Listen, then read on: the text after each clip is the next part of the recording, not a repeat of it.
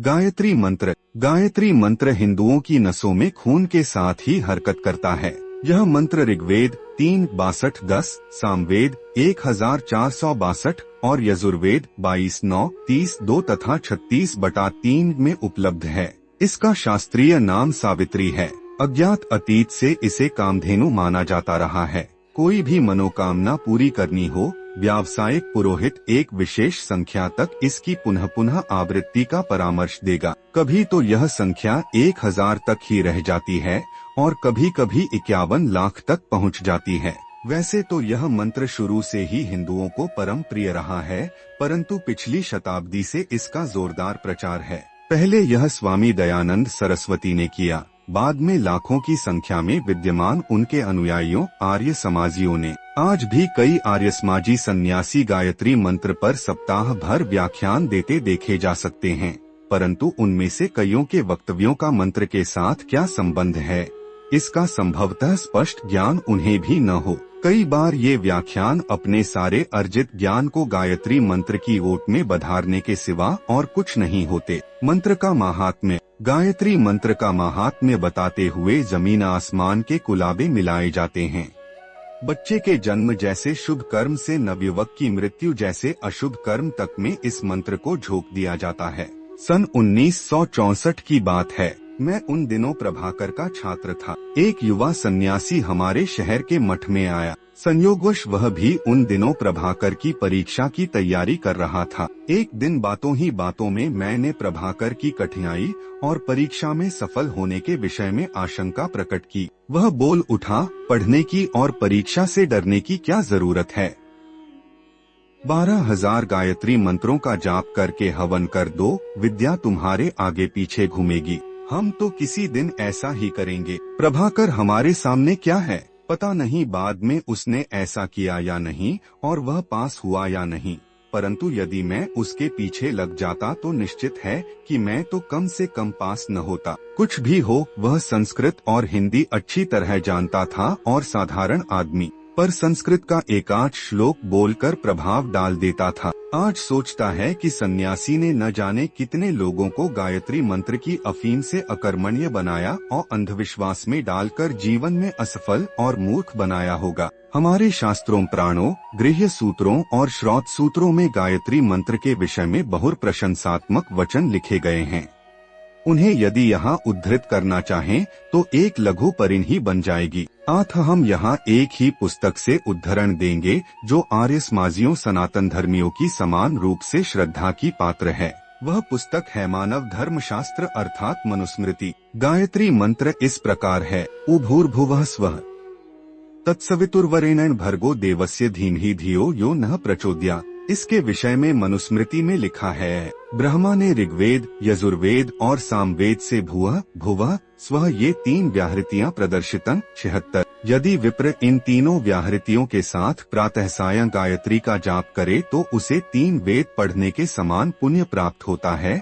78। यदि द्विज तीनों व्याहृतियों के साथ गायत्री का ग्राम के बाहर नदी तीर पर अथवा वन में 1000 बार जाप करे तो वह बड़े से बड़े पाप से उसी प्रकार मुक्त हो जाता है जैसे सर्प केंचुली उतार कर मुक्त हो जाता है। 79। जो संध्या समय इसका जाप नहीं करता वह चाहे शेष धार्मिक कृत्य हवनादि क्यों न करता हो, निंदा का पात्र बनता है। 80। गायत्री को ब्रह्मा अथवा वेद का मुख समझना चाहिए। 81। जो 3 वर्ष तक सायं प्रातः गायत्री का जाप करता है वह ब्रह्मा को जान लेता है, वायु की तरह कामचारी बन जाता है, संकल्प मात्र से जहाँ जाना चाहे जा सकता है और मृत्यु के उपरांत ब्रह्मा ही बन जाता है अर्थात मरकर परमात्मा ही बन जाता है। 82। गायत्री से बढ़कर और कोई मंत्र नहीं है। 83। मनुस्मृति अध्याय 2। इस स्तोत्र से स्पष्ट है कि गायत्री ऐसी क्लोरीन गैस है, ऐसा ब्लीचिंग पाउडर है कि इससे बड़े से बड़े पाप को भी खुरद बुरद किया जा सकता है। इसके जाप से वेदों को बिना पढ़े ही उनके पढ़ने से प्राप्त होने वाला पुण्य प्राप्त हो जाता है और वायुयान, हेलीकॉप्टर, रॉकेट आदि के बिना ही जहां दिल चाहे वहां पहुंचा जा सकता है। तभी तो सुनते हैं कि हमारे पूर्वज चंद्रमा पर पहले ही जा चुके हैं। आज के वैज्ञानिक तो कलियुगी और मूर्ख हैं जो प्रयोगशालाओं में दिन रात एक करके और करोड़ों रुपए खर्च करके वैज्ञानिक यंत्र बनाते हैं। चुपचाप गायत्री मंत्र का जाप और हवन शुरू कर दें, सब ठीक हो जाएगा और हमारे पूर्वजों के समान उन्नति कर जाएंगे। जब किसी का पढ़ने में दिमाग न चलता हो, किसी का बेटा व बेटी चतुर न हो, किसी नए काम में सफलता प्राप्त करनी हो, अगले लोक में सीट बुक करवानी हो, परमेश्वर का सारूप्य प्राप्त करना हो, विद्या और बुद्धि में अग्रसर होना हो, सबके लिए गायत्री मंत्र के गायन को रामबाण कह दिया जाता है। इसी के द्वारा हवन करने पर बेटा जन्मजात कवि होता है और इसी की अनुकंपा ये प्राचीन आर्यों के पद्य संग्रह ऋग्वेद को पढ़ने और समझने का बल मिलता है। इसी के बार बार गुनगुनाने से द्विजों का वर्म अक्षुण्ण रहता है। इसी से ब्राह्मण में ब्रह्मावर्चस और क्षत्रिय में क्षात्र तेज आता है। इस लोक में ही नहीं परलोक में भी सुख, धन धान्य और मनोकामनाओं की पूर्ति होती है। 100 बार गायत्री मंत्र का जप करने से दिन के किए पाप नष्ट हो जाते हैं। 10,000 जप करने से सब पाप स्वाहा हो जाते हैं। 1,00,000 जप करने से सोने की चोरी करने वाला, ब्रह्म हत्यारा, गुरु की पत्नी से व्यभिचार करने वाला, शराबी सब शुद्ध हो जाते हैं। किसी को मारना हो तो घी की आहुतियां देता हुआ गायत्री मंत्र जपे। धन की कामना करने वाला कमलों की आहुतियां देता हुआ गायत्री मंत्र जपे और सोने की कामना करने वाला बेल के फलों की आहुतियां देता हुआ, ब्रह्म तेज की कामना करने वाला दूध की आहुतियां दे और ध्यान पूर्वक घी मिले तिलों को आग में जलाए। गायत्री मंत्र नरक में गिरे हुओं को बचाने वाला है। गायत्री जाप करने वाला मर कर स्वर्ग को प्राप्त होता है। शंख स्मृति अध्याय 12। यदि एक ही समय व्यक्ति बहुत से पाप कर बैठे तो उसे 10,000 बार गायत्री का जाप करना चाहिए, उसके सब पाप नष्ट हो जाएंगे। पराशर स्मृति 2:56। मंत्र है या जादू की पुड़िया। गायत्री मंत्र न हुआ, जादू की पुड़िया हो गई। प्रत्येक श्रम साध्य और प्रयत्न पूर्वक सिद्ध होने वाले काम को करने के लिए 24 अक्षरों के तिपाए मंत्र का प्रचार करने वालों ने अपना आचार्यत्व तो बना लिया, जप करने की फीस लेकर अपनी जीविका चलाने का मार्ग तो आविष्कृत कर लिया, परंतु भारत की सहज विश्वासी, धर्मभीरु तथा परमात्मा पर डोरी फेंक कर चलने वाली कोटि कोटि जनता में आलस्य, अकर्मण्यता और शॉर्टकट ढूंढने की दूरगामी मारक प्रभाव डालने वाली संक्रामक महामारी के कीटाणु संचरित कर दिए, जिसके दुष्परिणाम स्वरूप उसमें नियतिवाद और भाग्यवाद जैसे सत्यानाशी एवं आत्मप्रवंचक सिद्धांतों के नासूर फूटे और शताब्दियों तक उसे पराधीनता एवं दास्ता के जुए तले आर्थिक और बौद्धिक, शारीरिक और मानसिक, सामाजिक और वैयक्तिक तथा धार्मिक और राजनीतिक शोषण का शिकार होना पड़ा। मानवता के दरबार में घोर अपराध करने वाले इन स्वार्थी शेखचिल्लियों, आँख के अंधों पर गांठ के पूरों को परमात्मा ने, यदि वह कोई है, अवश्य उन कुंभीपाक आदि 21 नरकों में, यदि उनका कोई अस्तित्व है, गिराया होगा, जिनका हमें गरुड़ पुराण आदि से पता चलता है। भारत के इतिहास को जानने वाली तथा आने वाली पीढ़ियां इन्हें कभी माफ नहीं कर सकती। इस मंत्र में क्या है, इसका अर्थ क्या है, यह सब जानने की जिज्ञासा उत्पन्न हो जाना स्वाभाविक है, क्योंकि इसकी हवा ही इतनी बांधी जाती है। पुराने विद्वान भाष्यकारों से लेकर आजकल के व्यावसायिक पुरोहितों तक ने इसका अर्थ किया है, क्योंकि हर एक को पहले किए हुए अर्थ असंतोषजनक प्रतीत हुए। हम आधुनिक अर्थकर्ताओं को ही यहाँ उद्धृत करेंगे, क्योंकि उन्होंने पुराने भाष्यकारों की सब गलतियाँ ठीक करके बिल्कुल सही अर्थ करने का दावा किया है। सबसे पहले हम वेदों के उत्कट प्रचारक स्वामी दयानंद सरस्वती द्वारा किया हुआ अर्थ उद्धृत करते हैं। उनके द्वारा किया अर्थ है, हे मनुष्यों, जैसे हम लोग कर्मकांड की विद्या, उपासना की विद्या और ज्ञानकांड की विद्या को संग्रह पूर्वक पढ़ के जो हमारी धारणावती बुद्धियों को प्रेरणा करे, उस कामना के योग्य समस्त ऐश्वर्य के देने वाले परमेश्वर के उस इंद्रियों से न ग्रहण करने योग्य परोक्ष सब दुखों के नाशक तेजस्वरूप का ध्यान करें, वैसे तुम लोग भी इसका ध्यान करो। यजुर्वेद भाषा भाष्य प्री 1120। स्वामी दयानंद जी के अनुसार परमात्मा लोगों को उपदेश देता है कि जैसे मैं दुखों के नाशक परमेश्वर का ध्यान करता हूँ, वैसे तुम भी करो। कैसा परमात्मा है जिसे स्वयं भी किसी दुखनाशक का ध्यान धरना पड़ता है। इस अर्थ को पढ़कर पता चलता है कि यह परमात्मा अपना उदाहरण देकर मनुष्यों को उपदेश देता है कि तुम भी उसी का ध्यान धरो जिसका मैं धरता हूँ। पता नहीं इस मंत्र की 1000 या लाख बार की गई आवृत्ति से कैसे वह कुछ हो जाएगा जो गायत्री महात्म्य में लिखा मिलता है। अब एक अन्य चतुर्वेद भाष्यकार विद्वान का अर्थ देखें। सच्चित आनंद स्वरूप जगदुत्पादक ईश्वर के उस श्रेष्ठ तेज का हम सब ध्यान करते हैं जो हमारी बुद्धिजीवियों को विशेष प्रेरणा देता है या करता है।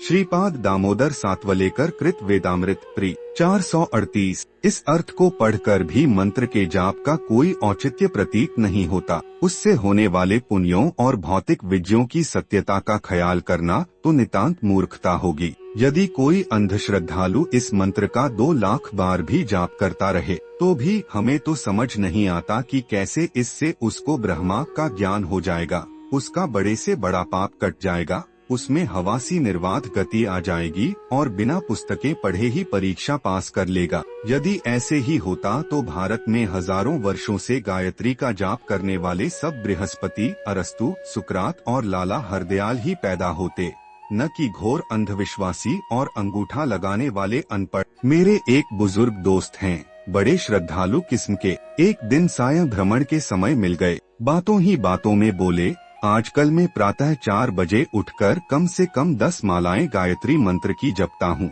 यह वाक्य सुनने से कुछ ही चांद पहले जब मैंने उनसे पूछा था कि आजकल कौन सी पुस्तक पढ़ते हैं तो उन्होंने उत्तर दिया था, लाला हरदयाल की हिंट्स फॉर सेल्फ कल्चर। मैंने गायत्री वाला वाक्य सुनकर कहा, सेठ जी, हिंट्स फॉर सेल्फ कल्चर पढ़ने वाला यदि गायत्री मंत्र का जाप करता है तो मेरे ख्याल में उसे वह पुस्तक पढ़नी ही नहीं आती। क्या आपने इस पुस्तक के पृष्ठ 109 और 111 कभी नहीं पढ़े जो एक ही समय आस्तिक और नास्तिक का अभिनय कर रहे हो?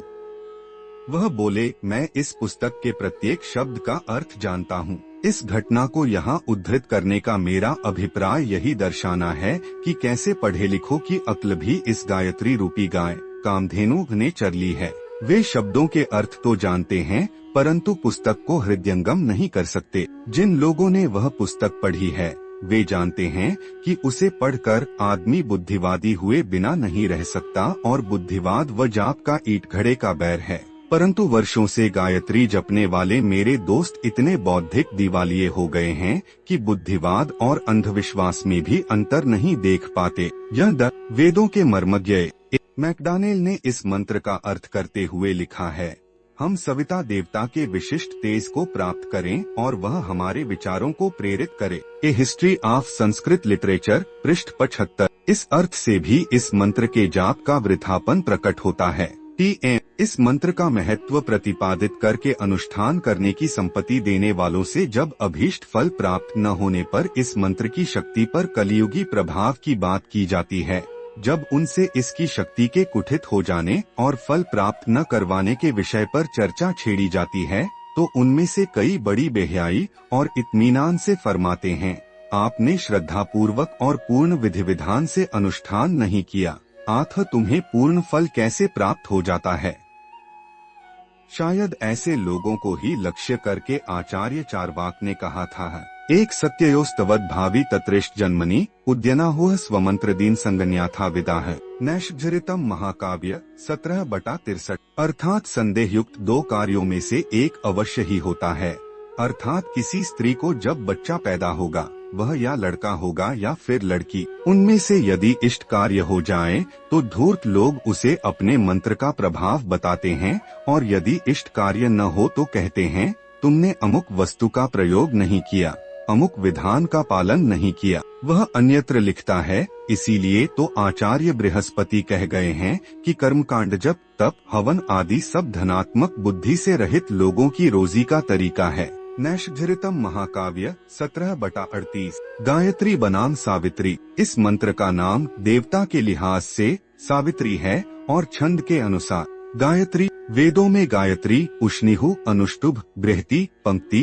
त्रिष्टुभ और जगति ये 7 छंद मुख्य संयुक्त होते हैं। इनमें से भी गायत्री छंद ऋग्वेद में बहुगुणित है। ऋग्वेद का लगभग 1/4 भाग 2-4-5-0 मंत्र इसी छंद में रचित है। लेकिन उत्तर वैदिक काल में यह पूर्ण बहिष्कृत सा है। तब इसका स्थान अनुष्टुभ छंद ने ले लिया था। संभवतः ऋग्वेद में बहुप्रयुक्त होने के कारण लोगों के मुंह में गायत्री शब्द चढ़ गया और गायत्री छंद में रचित आलोच्य मंत्र कुछ एक को अधिक प्रिय लगने लगा। उनके अनुकरण पर दूसरों ने भी इसे प्रिय कहना शुरू कर दिया। बाद में अकर्मण्यता के युग में, जबकि कल्पित दैवी शक्तियों की प्रसन्नता प्राप्त करना ही सब कुछ बन गया था, इस प्रिय मंत्र की प्रशंसा में वागाडंबर रच दिया गया। उत्तरवर्ती संतियों ने उसके अनुकरण पर श्रद्धावश और गुंगुबार इस पर चढ़ा दिया। इससे वास्तविकता का कहीं पता ही नहीं चला। पता नहीं शुद्धतावादी हिंदू इस मंत्र को ही गायत्री क्यों कहते हैं, जबकि छंद के अनुसार अकेले ऋग्वेद में ही 2450 गायत्री मंत्र हैं। शेष सबको छोड़कर इसी एक को क्यों पकड़ रखा है? क्या शेष 2449 मंत्र निरर्थक और निर्बल हैं? क्या उनके जाप से कथित पुण्य नहीं मिलता? क्या वे अपवित्र हैं? क्या उनका सत्व क्षीण हो चुका है? जिस मंत्र को पकड़ कर रखा गया है वह वास्तव में शुद्ध गायत्री छंद में नहीं है। गायत्री छंद का लक्षण है 3 पादों वाला वह छंद जिसके प्रत्येक पाद में 8-8 अक्षर हो और इस प्रकार कुल 24 अक्षर हो। उदाहरणार्थ ऋग्वेद 8:67-20 का निम्नलिखित मंत्र देखिए है। मानो हेतिर्विस्वत आदित्याः कृत्रिमा प्रारंभ पुरानो जरासो वधि। इसके हर पाद में 8-8 वर्ण हैं और कुल 24। छंद शास्त्र में विधान है कि हलंत और आधे वर्ण गणना में अंतर्भुक्त नहीं किए जाते, आथस 2 आदि छोड़ दिए जाते हैं। हमारा आलोच्य मंत्र ऋग्वेद 3:62-10 में इस प्रकार आता है, तत्सवितुर्वरेण्यं 7 भर्गो देवस्य धीमहि 8 धियो यो नः प्रचोदयात् 8। इसके अंतिम 2 पादों में तो 8-8 वर्ण हैं, परंतु प्रथम पाद में 1 वर्ण कम है। अतः इसे शुद्ध गायत्री छंद नहीं कह सकते, यह लंगड़ा छंद है। शायद मंत्र के लंगड़ा होने के कारण ही इसका जाप करने वाले हवा में उड़ न सके और उन्हें विद्या में अप्रयास सफलता न मिल सकी। लंगड़ा तो स्वयं ही कठिनता से चलता है, दूसरों को हवा में कैसे उड़ा देगा? उसे तो विद्यालय को जाने में स्वयं ही कष्ट उठाना पड़ता है, दूसरों को बिना पुस्तकें पढ़े ही परीक्षा में वह कैसे उत्तीर्ण करवा देगा? यजुर्वेद 36/3 में यह मंत्र इस प्रकार है, भूर्भुवः स्वः तत्सवितुर्वरेण्यं 11 भर्गो देवस्य धीमहि 8 धियो यो नः प्रचोदयात् 8। इसमें भी अंतिम 2 पाद पहले लिखे ऋग्वेद के मंत्र की तरह ठीक हैं, लेकिन पहले पाद में उल्टी गंगा बह रही है। उसमें 1 वर्ण कम था तो इसमें 3 वर्ण फालतू हैं। शुद्ध ही नहीं होना।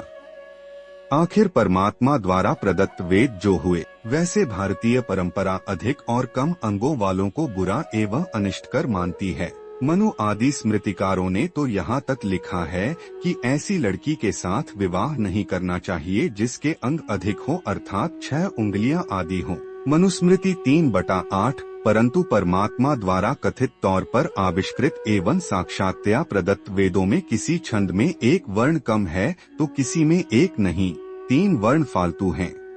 जहाँ तक हमारी बुद्धि काम करती है, ऋग्वेदीय मंत्र का नाम गायत्री नहीं निवृत्त गायत्री होगा, क्योंकि 23 वर्णों वाले छंद का यही नाम छंद शास्त्रीय ग्रंथों में मिलता है। पर मुसीबत तो दूसरे अर्थात यजुर्वेदीय मंत्र के छंद पर विचार विमर्श करते हुए आती है। छंद शास्त्र हमें 1 या 2 वर्ण अधिक होने वाले छंद का नामकरण करने का उपाय तो बताता है, पर 3 वर्ण अधिक वाले का नहीं।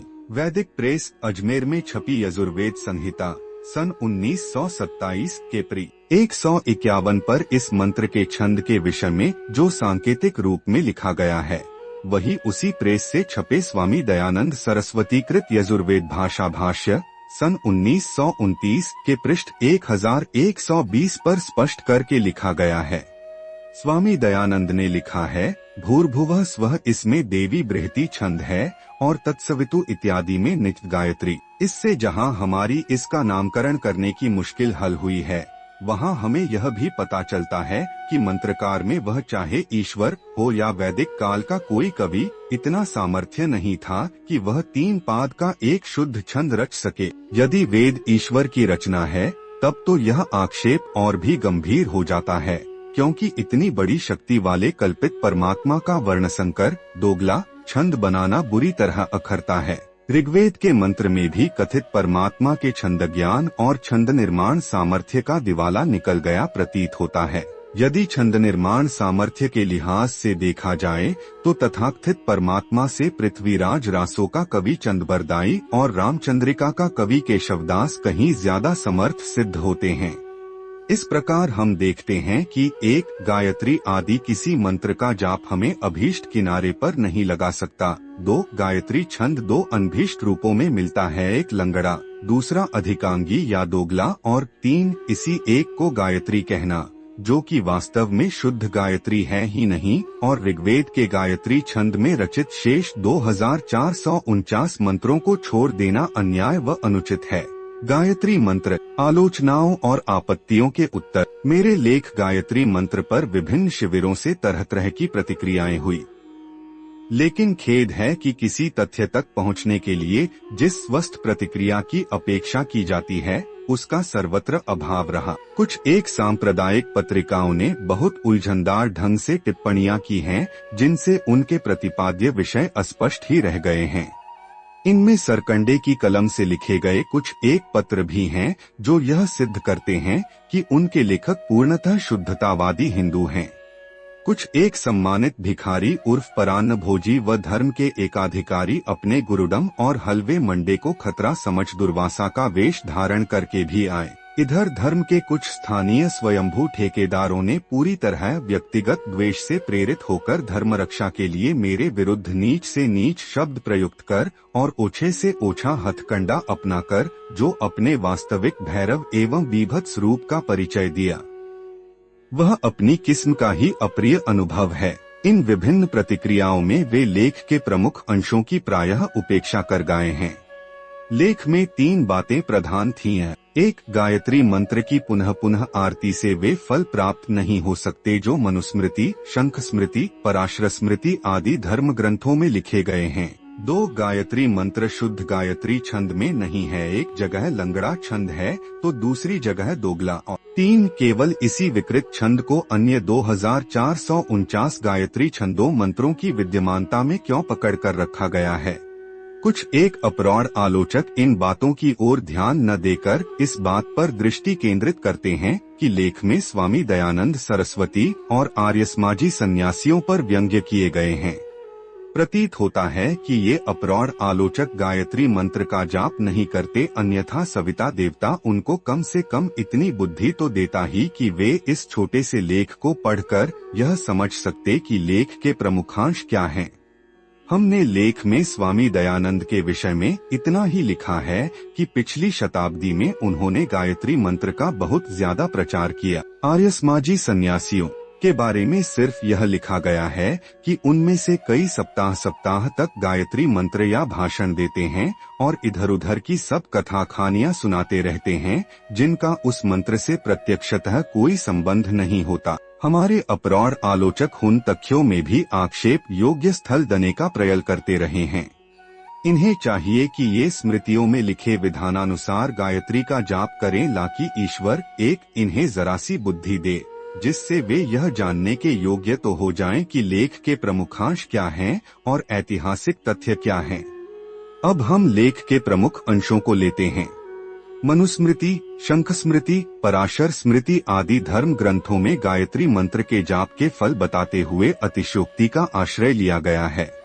इनमें नरहत्या, सुवर्ण चोरी और गुरुपत निगमन जैसे जघन्य अपराधों से मुक्ति के लिए कुछ हजार बार गायत्री मंत्र की आवृत्ति का विधान किया गया है।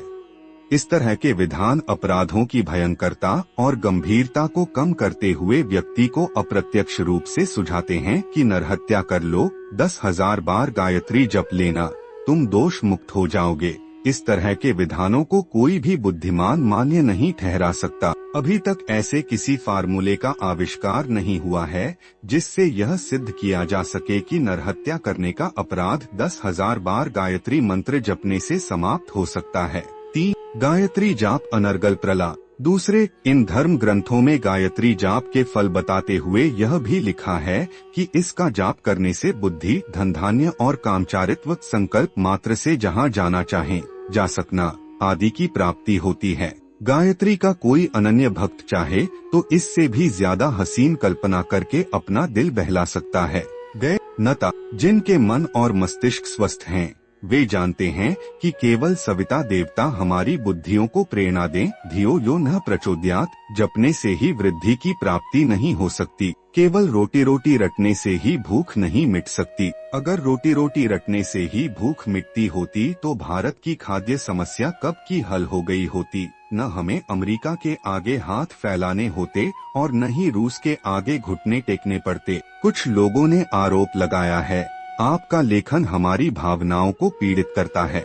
हमारा उन लोगों से नम्र निवेदन है कि उनकी भावनाओं को ठेस पहुंचाना हमारा कदापि अभीष्ट नहीं रहा। हमने केवल धर्म ग्रंथों के चाक्यों को बुद्धि की कसौटी पर परखने की कोशिश की है, ताकि सही और गलत का अंतर स्पष्ट किया जा सके। जो सत्य हो, जो बुद्धि संगत हो, उसका आदर होना चाहिए, और जो असत्य हो, बुद्धि विरुद्ध हो, अज्ञान की उपज हो, उसे निर्दयता पूर्वक छोड़ देना चाहिए, क्योंकि सत्यमेव जयते, सदा सत्य की विजय होती है। एक सार्वभौमिक सिद्धांत है, सत्य तक पहुंचने के प्रयास में बहुत कुछ छोड़ना होता है, बहुत कुछ रीदना पड़ता है। इस स्वाभाविक और अनिवार्य प्रक्रिया को व्यक्तिगत भावना पर आघात नहीं समझना चाहिए, अपितु ऊंचे उठकर सत्य के अन्वेषण में दत्तचित्त होना चाहिए। लेख का दूसरा प्रमुखांश है छंदगत अशुद्धता। हमने छंद शास्त्रीय दृष्टिकोण है अनुसार लिखा था कि ऋग्वेद में यह छंद लंगड़ा है, अर्थात इसमें 24 के स्थान पर 23 वर्ण हैं।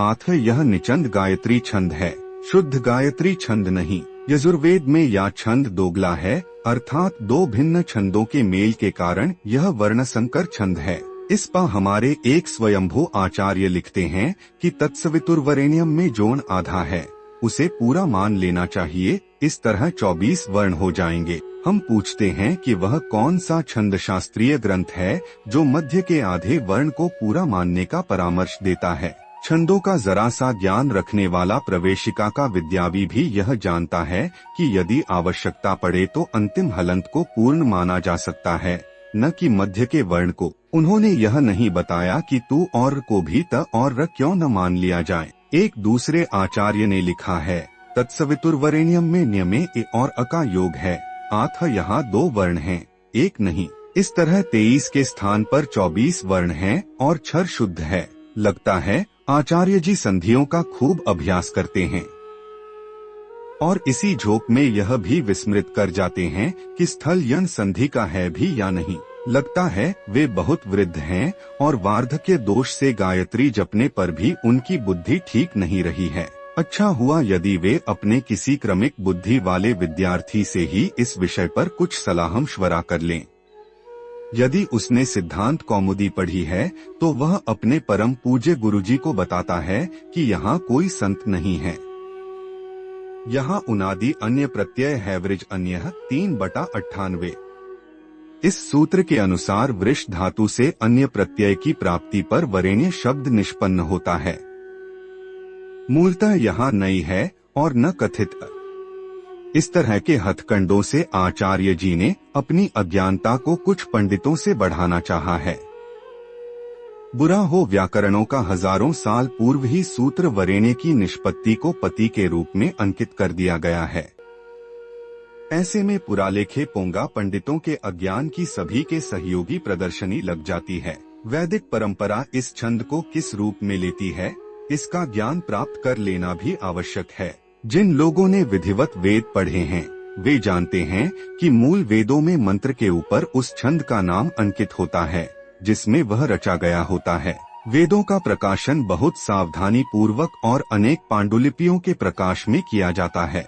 वैदिक प्रेस अजमेर से मूल रूप में छापे गए वेदों की प्रत्येक संहिता के ऊपर मोटे अक्षरों में लिखा गया था कि अनेक विद्वानों ने अनेक पांडुलिपियों के मिलान के बाद बहुत सावधानी पूर्वक प्रूफ पढ़कर इन्हें प्रकाशित किया है। यहाँ से छपे ऋग्वेद संवत 1983 के पृष्ठ 197 पर स्पष्ट रूप से तत्सवितु समान मंत्र का छंद निवेद गाय लिखा हुआ है। वेद जब अपने बारे में खुद बोलते हैं कि अमुक छंद निच धै लंगड़ा है, तब स्वयंभू आचार्यों उसे शब्दों में मनमाना हेरफेर करके पूर्ण सिद्ध करना वैसे ही हास्यास्पद है जैसे कोई व्यक्ति स्वयं कह रहा हो कि मैं जीवित हूँ, लेकिन एक दूसरा उसका हितैषी कह रहा हो कि नहीं, तुम जीवित नहीं हो, तुम मृत हो। पाठक स्वयं समझ सकते हैं कि इनमें प्रामाणिक कौन है। लेख के दूसरे प्रमुखांश के उत्तरार्ध में हमने यजुर्वेदीय मंत्र के दोगलेपन का जिक्र किया था, जिसे प्रत्येक आलोचक बिना छुए ही छोड़ गया है। इस विषय में हमने स्वामी दयानंद सरस्वती को अपने लेख में उद्धृत किया था। यहाँ हम वैदिक प्रेस अजमेर से छपे मूल यजुर्वेद सन 1984 के पृष्ठ 151 को उद्धृत करना चाहते हैं। वहाँ लिखा है, भूर्भुवः स्वः देवी बृहति छंद तत्सवितु। निचूद गायत्री छंद अर्थात यजुर्वेदीय छंद में देवी बृहति छंद और निवृत्त गायत्री छंद का मिश्रण है। इस तरह स्पष्ट रूप से यह छंद वर्णसंकर अर्थात दोगला है। अंत में हमने लिखा था कि 2449 अन्य गायत्री छंद भी तो ऋग्वेद में हैं। उनका जाप न करके इसी अधूरे छंद को क्यों जपा जाता है? क्या वे छंद निर्बल और सत्वहीन हैं? इसके बारे में एक महानुभाव फरमाते हैं, क्योंकि इसमें बुद्धि मांगी गई है, अतः यह श्रेष्ठ मंत्र है, गुरु मंत्र है। लगता है इन्होंने वेदों का अध्ययन नहीं किया, अन्यथा ऐसे दायित्वहीन ढंग से ऐसा न फरमाते, क्योंकि वेदों में सैकड़ों मंत्र ऐसे हैं जिनमें केवल बुद्धि के लिए प्रार्थना की गई है, प्रसिद्धि का कारण गुण नहीं। वास्तव में यह मंत्र किन्हीं ठोस गुणों के आधार पर प्रसिद्ध नहीं हुआ, बल्कि संयोगवश और आकस्मिक रूप में ही इसकी प्रसिद्धि हो गई। किसी कुलवृद्ध को यह अच्छा लगा, उसके अनुकरण पर सारा कबीला इसे गुनगुनाने लगा। फिर इस कबीले के दासों और अन्य सदस्यों ने इसे अपना लिया। कालक्रम से यह उत्तरोत्तर विस्तृत भूखंड में फैल गया। आगे चलकर अंधे युगों में पुरोहित वर्ग ने इसे कल्पवृक्ष और कामधेनु के सदृश सामर्थ्यवान और गुणमय घोषित कर दिया, ताकि इसके व्यास से स्वार्थ सिद्धि में सहयोग प्राप्त हो। इस तरह स्पष्ट है कि गायत्री मंत्र से एक, न तो किसी कथित फल की प्राप्ति हो सकती है, 2, न ही यह छंद शुद्ध है, और 3, न ही इसके प्रसिद्ध होने के पीछे कोई विशेष आधार है।